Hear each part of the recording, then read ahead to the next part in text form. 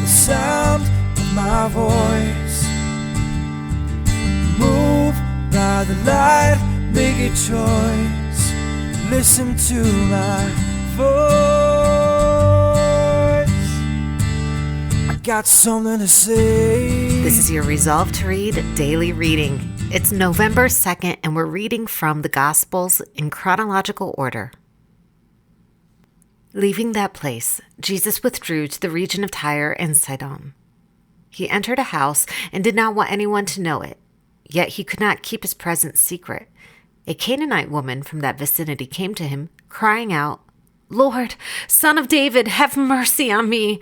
My daughter is suffering terribly from demon possession." Jesus did not answer a word. So his disciples came to him and urged him, "Send her away, for she keeps crying out after us." He answered, "I was sent only to the lost sheep of Israel." The woman came and knelt before him.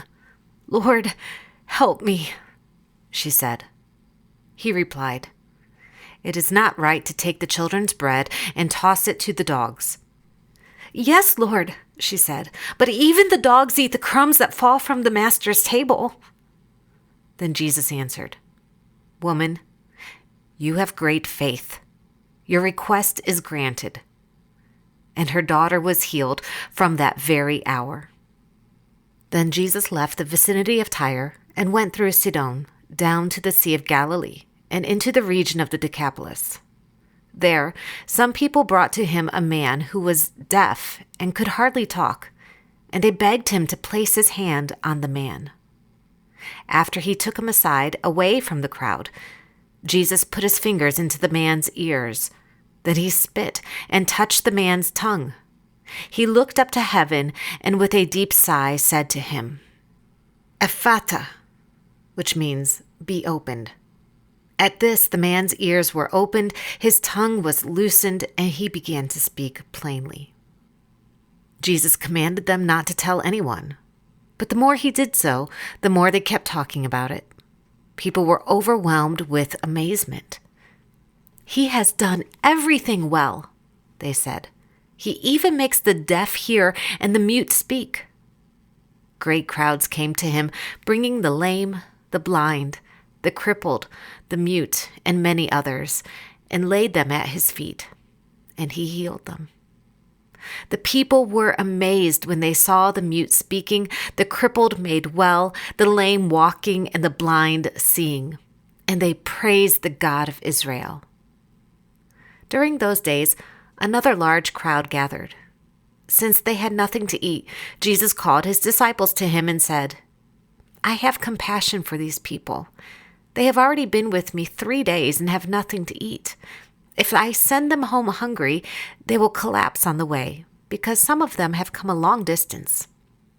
His disciples answered, "But where in this remote place can anyone get enough bread to feed them?"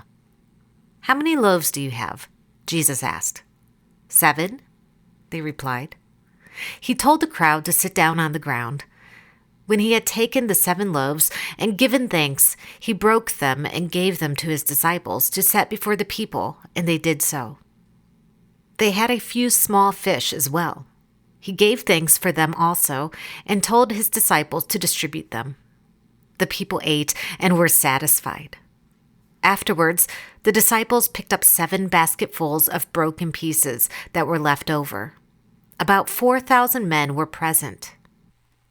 And having sent them away, he got into the boat with his disciples and went to the region of Dalmanutha.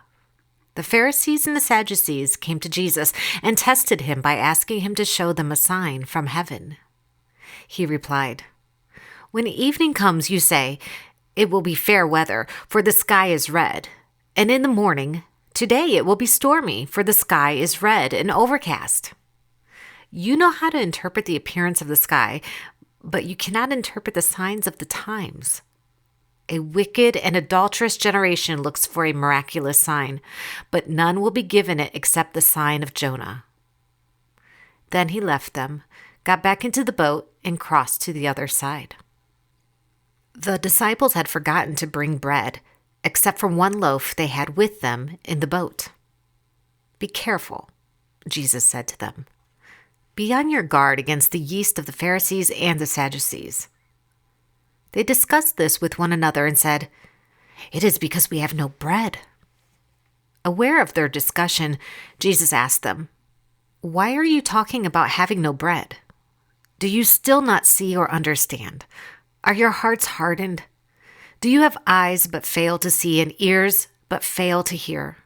And don't you remember, when I broke the 5 loaves for the 5,000, how many basketfuls of pieces did you pick up?"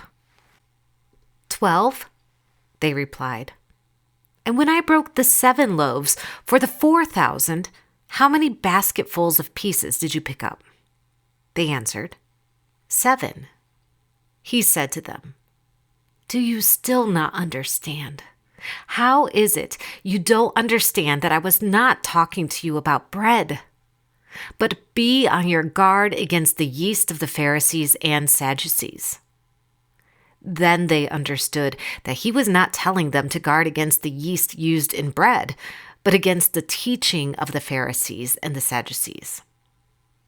They came to Bethsaida, and some people brought a blind man and begged Jesus to touch him. He took the blind man by the hand and led him outside the village. When he had spit on the man's eyes and put his hands on him, Jesus asked, "Do you see anything?" He looked up and said, "I see people. They look like trees walking around."